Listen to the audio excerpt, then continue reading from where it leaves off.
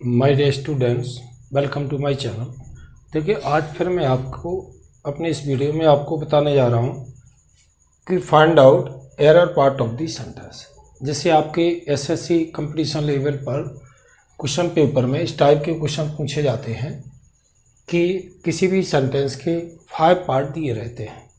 5 part में से किस पार्ट में एरर है, उस पार्ट को हमें फाइंड आउट करना होता है कि किस पार्ट में हमारी मिस्टेक है, एरर में मिस्टेक।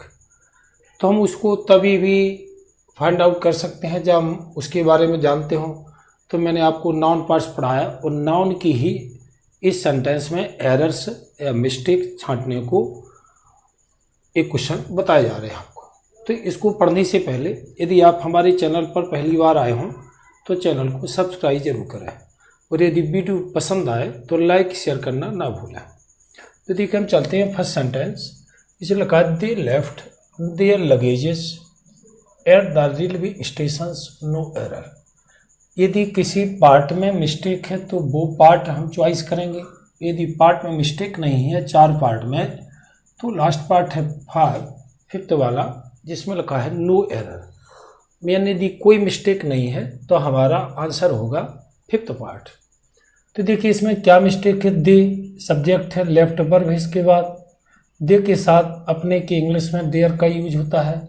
अब चूंकि हम देखेंगे यहाँ लगेज वर्ड है, जो लगेज सामान, पूरा कितना भी सामान हो उस पूरे को लगेज कहते, और ये अनकाउंटेबल वर्ड है, इसका प्लूरल नहीं होता, इसलिए यहाँ लगेज के प्लेस पर लिखा है लगेजेज, जो कि रॉन्ग है। क्या होना चाहिए, luggage. Eight the railway station, तो किस पार्ट में हमारी मिस्टेक है, 2nd पार्ट में, तो हमारा आंसर होगा 2nd पार्ट।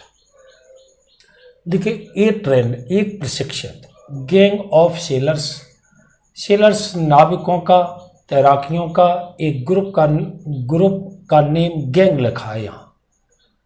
बाज एम्प्लॉयड ऑन द शिप, तो इसमें क्या मिस्टेक है आप देखेंगे। यदि आपको समझ में आ रही हो, नहीं आती तो देखिए।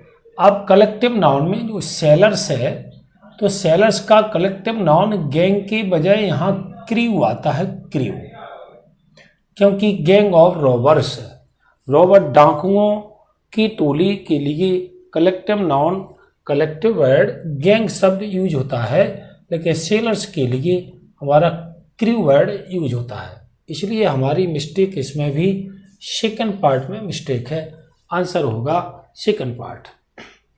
देखिए, these kind of sites, these तो प्लूरल वर्ड है, दिसका, तो दीज प्लूरल वर्ड है, तो दीज के साथ काइंड्स वर्ड यूज होता है, ना कि काइंड। अगर हमारा सिंगुलर वर्ड दिस या दैट यूज हो तो उसके साथ काइंड वर्ड यूज होता है प्रकार के अर्थ में, लेकिन दीज प्लूरल है तो इसके साथ काइंड से यूज होगा, यहाँ काइंड लिखा है। बाकी देखिए, ऑफसेट्स भी प्लूरल है, इसके साथ आर भी प्लूरल वर्ब यूज है। रेदर एक्सपेंसिव, महंगी है, फॉर हिम टू बाय, उसे खरीदने के लिए। तो इस प्रकार की शर्ट है, खरीदने के लिए उसे महंगी है, तो इस प्रकार की शर्ट है, ये दीज के साथ काइंड से यूज होगा। तो हमारा किस पार्ट में मिस्टेक है, 1st पार्ट में, आंसर होगा 1st पार्ट। नेक्स्ट देखिए, ऑल द फर्नीचर्स, फर्नीचर्स सभी फर्नीचर्स, फर्नीचर तो टेबल चेयर सभी को मिला के फर्नीचर्स बोलते हैं। हैव बीन, अब चूंकि प्लूरल वर्ब यूज है, सेंट पैसिव वॉइस में है, to the new house, in the village. तो देखिए, हमें किस पार्ट में मिस्टेक नजर आ रही है।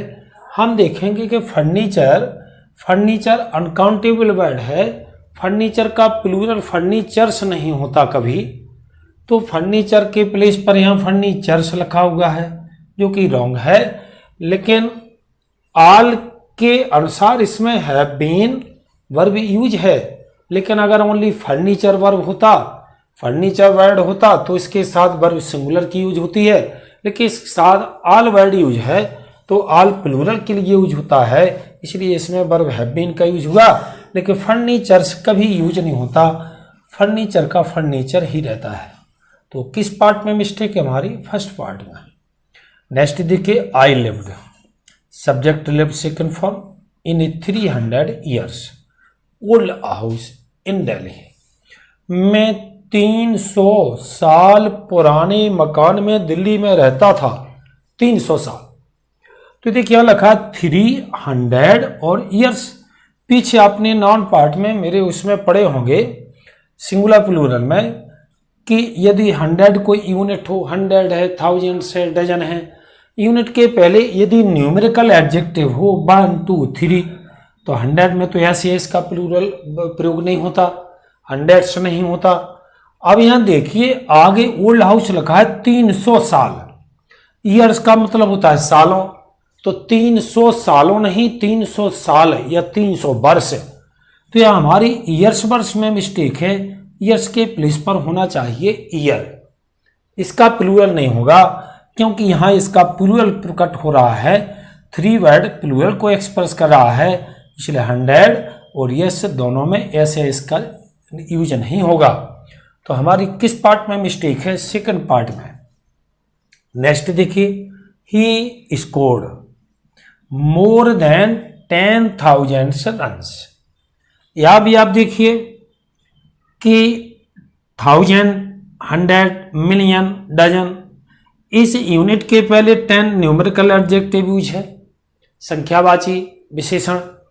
तो इसके बाद अभी जैसे इसमें यूज हुआ 300, 3 के बाद 100 का 100 से नहीं होता, तो 10 के बाद 1000 का थाउजेंड्स प्रयोग नहीं होता क्योंकि ये इस यूनिट के पहले संख्यावाची एडजेक्टिव है, तो इसका प्लूरल नहीं होता क्योंकि ये 10 ही प्लूरल को एक्सप्रेस करता है। तो हमारे किस पार्ट में मिस्टेक है? फोर्थ पार्ट में। इस टाइप के क्वेश्चन हमारे एसएससी में अधिकतर आते हैं, 5 पार्ट दिए जाते हैं। अब हमारी यदि कोई मिस्टेक नहीं होती तो हमारा आंसर होता 5th पार्ट, माने no error no mistake. Next देखिए, the Hindus, Muslims, Sikhs and Christian. Hindu, Muslim, Sikh, ईसाई और ब्रदर्स भाई हैं। सो इसलिए दे लव, वे प्रेम करते वन अनदर, एक दूसरे को। वैसे अर्थ में तो हमें कोई मिस्टेक नजर नहीं आ रही है कि हिंदू, मुस्लिम, सिख, ईसाई भाई हैं इसलिए वे एक दूसरे से प्रेम करते हैं। क्या मिस्टेक है? लेकिन हम देखेंगे, आपने पढ़ा हो, यदि नहीं पढ़ा है तो समझिए। जो ब्रदर्स वर्ड लिखा है, ये ब्रदर्स कहाँ यूज होता है? एक ही फैमिली के, एक ही पेरेंट्स के ब्रदर्स के लिए, भाइयों के लिए ब्रदर वर्ड यूज होता है प्लूरल में, ब्रदर्स। लेकिन ये एक ही पेरेंट्स के भाई बंधु नहीं है, हिंदू, मुस्लिम, सिख, ईसाई, इसलिए यहाँ ब्रदर्स यूज नहीं होता। ब्रदर्स की प्लेस पर ब्रेदरैन यूज होता है। इसलिए हमारा किस पार्ट में मिस्टेक है? सेकंड पार्ट में। तो हमारा आंसर होगा सेकंड पार्ट।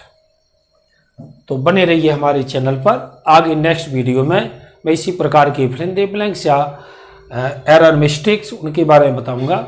नेक्स्ट वीडियो फिर मिलेंगे। थैंक्स।